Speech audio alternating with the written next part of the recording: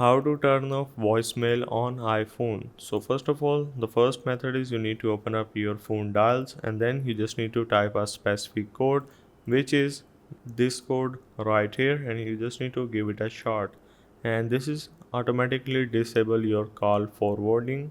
Or if this method didn't work, you're just gonna need to open up your settings and then go for the apps and then simply search for your phone app.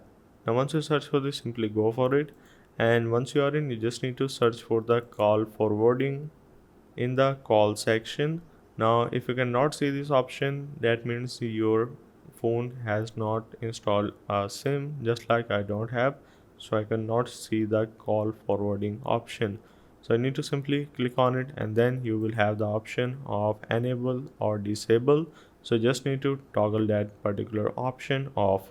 So that's the way of how you can turn off voicemail in iPhone.